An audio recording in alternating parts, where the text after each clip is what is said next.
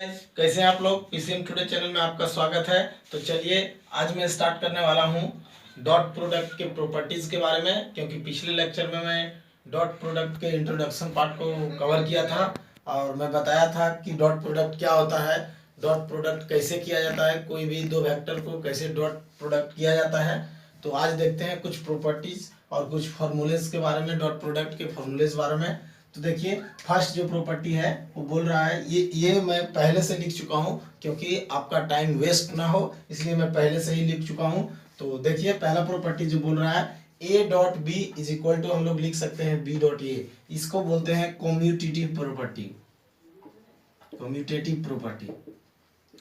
और ये जो है ये है A dot B plus C is equal to A dot B plus A dot सी।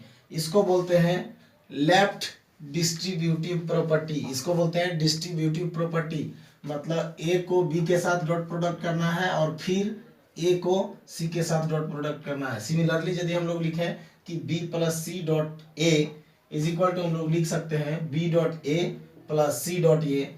ये प्रॉपर्टी जो है इसको बोलते हैं राइट डिस्ट्रीब्यूटिव प्रॉपर्टी।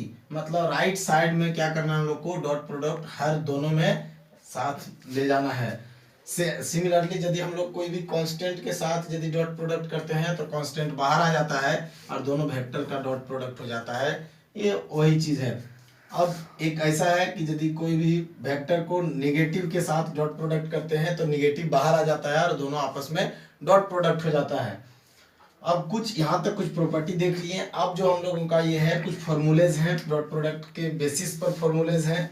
तो ये फॉर्मूले क्या बोल रहा है कि ये mode of a plus b का whole square is equal to mode of A square plus 2a dot b. ये ध्यान रखिएगा ये डॉट है, 2a dot B plus mode of B square. ऐसे ही a माइनस बी का मोड का whole square is equal to a square minus 2ab plus b square. और a plus b into a minus b यदि हो तो ये mode of A square minus mod of B square.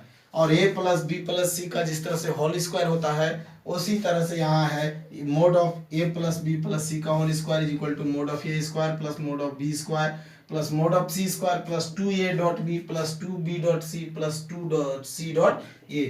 ये सारे हमारे हैं जो वो dot properties of dot product थे और कुछ फॉर्मूलेज थे। इससे बेसिस हर क्वेश्चन, इसी जगह से हर क्वेश्चन हमारा सॉल्यूशन होगा, यहीं से हर क्वेश्चन का हम लोग सॉल्यूशन कर पाएंगे। हर कॉम्पिटिटिव एग्जाम्स के लिए ये फॉर्मूलेज और ये प्रॉपर्टीज बहुत ज़्यादा इंपॉर्टेंट है। तो मैं आप लोगों से रिक्वेस्ट करता हूँ कि आप वीडियो को पॉज कीजिए और पहले इस फॉर्मूले, इस प्रॉपर्टीज को लिखिए और ध्यान से इसको देखिए और थोड़ा याद करने का कोशिश कीजिए। याद तो हो ही जाएगा क्योंकि हर क्वेश्चन को आप सॉल्व करेंगे तो बहुत सारे प्रॉपर्टीज आपको यूज होंगे। तो चलिए आगे जो देखने वाले हैं हम लोग कि दो वेक्टर के बीच में एंगल क्या होगा, और नेक्स्ट देखेंगे कि दो वेक्टर को कैसे मल्टीप्लाई करेंगे स्केलर कंपोनेंट के साथ। तो आइए देखते हैं। तो आइए देखते हैं स्केलर प्रोडक्ट या तो डॉट प्रोडक्ट, इसी को क्या बोलते हैं हम लोग, dot product in terms of components. Component के टर्म में स्केलर प्रोडक्ट या तो डॉट प्रोडक्ट कैसे होगा इसके बारे में हम लोग देखिए। तो सपोज करते हैं ए वेक्टर को हम लोग मान लेते हैं a1i plus a2j plus a3k, ये हम लोग सपोज कर लिए। और B vector is equal to हम लोग सपोज कर लेते हैं b1i plus b2j plus b3k। चलिए ये देखते हैं हम लोग ये दोनों का स्केलर प्रोडक्ट कैसे होगा, मतलब डॉट प्रोडक्ट कैसे होगा। तो हम लोग यहाँ से क्या कर सकते हैं, vector A dot product of vector B is equal to होगा जो मेरा, ये क्या होगा, ये a1i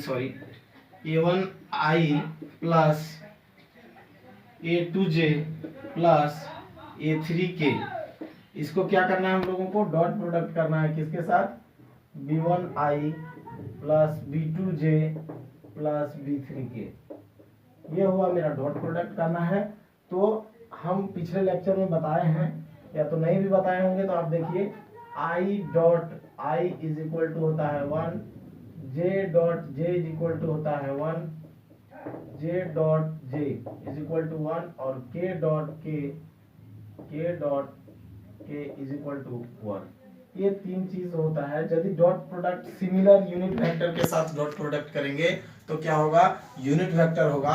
क्यों होगा, क्योंकि आई डॉट आई जिस तरह से A dot B is equal to होता है mode of A mod of B cos theta, तो आई डॉट आई, थोड़ा इसके बारे में हम लोग डिस्कस कर लेते हैं। I dot I is equal to क्या होगा, मोड ऑफ आई फिर mod of I cos theta.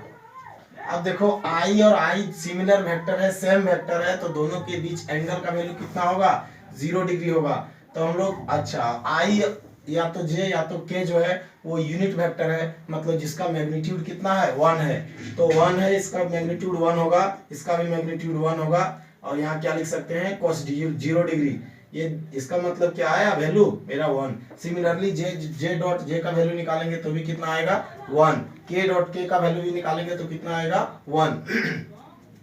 यदि हम लोग बात करें कि आई डॉट जे इसका वैल्यू कितना होगा, तो हम लोग लिख सकते हैं mode of i mode of i, तो आई डॉट जे का वैल्यू का mode of i mode of j cos theta.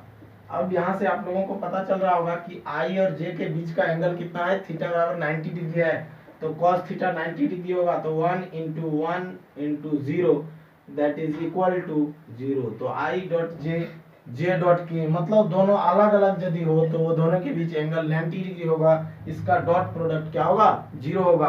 तो ये दोनों को डॉट प्रोडक्ट यदि हम लोग करेंगे तो डायरेक्ट क्या लिख सकते हैं, ए डॉट A1 और B1 क्या होगा, A1 इंटू B1, और आई डॉट आई का वैल्यू कितना आ रहा है, अभी देखें हम लोग 1, तो डायरेक्ट हम लोग लिख देते हैं सिमिलरली A2 इंटू B2 हो जाएगा plus C2 into sorry A3 into B3 हो जाएगा। ये हुआ dot product of A and B। अब जो नेक्स्ट हम लोग देखने वाले हैं उसका टॉपिक का नाम है, उस टॉपिक का नाम है एंगल बिटवीन टू वेक्टर्स। तो एंगल बिटवीन टू वेक्टर्स कैसे निकालेंगे वो आइए देखते हैं। तो देखते हैं कि एंगल बिटवीन टू वेक्टर्स क्या होगा।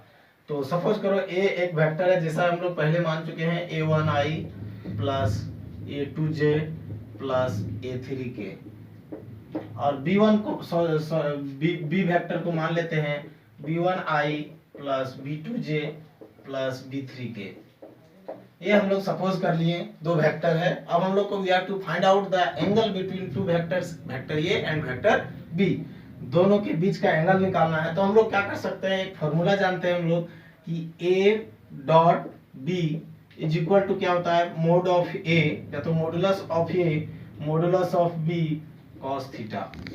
तो हम लोगों को किसका वैल्यू निकालना है, we have to find out the value of theta, या तो क्या कॉस थीटा। कॉस थीटा हम लोग क्या लिख सकते हैं, cos theta is equal to हो जाएगा मेरा A dot B divided by mod of A into mod of B. ये हो गया कॉस थीटा का फॉर्मूला। तो हम लोग यहाँ से लिख सकते हैं theta is equal to cos inverse of A dot B divided by mod of A mod of B. ये हो गया थीटा का वैल्यू। अब पता चल गया कि एंगल बिटवीन टू वेक्टर्स क्या होगा। अब हम लोग को यहाँ से देख सकते हैं कि ए डॉट बी का वैल्यू क्या होगा और मोड ऑफ ए क्या होगा और मोड ऑफ बी क्या होगा। तो हम लोग यहाँ से लिख सकते हैं थीटा इज इक्वल टू क्या लिख सकते हैं, ए डॉट बी का वैल्यू अभी हम लोग को, तो ए डॉट बी का वैल्यू अभी जो पिछले में मैं फाइंड आउट किया था A1 B1 plus A2 B2 plus A3 B3 divided by हम लोग क्या लिख सकते हैं, मोड ऑफ ए का वैल्यू क्या होगा, यहाँ से देख सकते हैं इसका स्क्वायर प्लस इसका स्क्वायर प्लस इसका स्क्वायर, आई का कोफिशिएंट का स्क्वायर प्लस जे का कोफिशिएंट का स्क्वायर प्लस के का कोफिशिएंट का स्क्वायर अंडर रूट। ये किसके लिए होगा, ए के लिए। तो हम लोग यहाँ से लिखेंगे theta is equal to cos inverse of A1 square plus A2 square plus A3 square. ये यहाँ से किसका वैल्यू निकला, मोड ऑफ ए का। अब मोड ऑफ बी इंटू क्या करेंगे, मोड ऑफ बी मतलब B1 square plus B2 square plus B3 square. ये पता चल गया और यही जो है मेरा एंगल बिटवीन टू वेक्टर्स का फॉर्मूला है। ये हो गया एंगल बिटवीन टू वेक्टर्स का फॉर्मूला। तो आइए एक देखते हैं कि कोई भी वेक्टर का कंपोनेंट कैसे होगा अलोंग दैट वेक्टर और परपेंडिकुलर टू दैट वेक्टर उसका कंपोनेंट कैसे निकालते हैं उसके बारे में देखते हैं। लेकिन ये ध्यान रखिएगा कि ये थीटा का value angle between two vectors जो है ये बहुत ज़्यादा इंपॉर्टेंट है। जेट बोर्ड में या तो कोई भी बोर्ड एग्जाम्स के लिए और कॉम्पिटिटिव एग्जाम्स के लिए बहुत ज़्यादा इंपॉर्टेंट टॉपिक है ये, और बहुत ज़्यादा इंटरेस्टिंग भी है। क्या है, दोनों को डॉट प्रोडक्ट करना है, दोनों का मैग्नीट्यूड लेना है, उससे डिवाइड करना है मल्टीप्लाई करके, और कुछ नहीं है। चलो आगे देखते हैं कंपोनेंट ऑफ वेक्टर।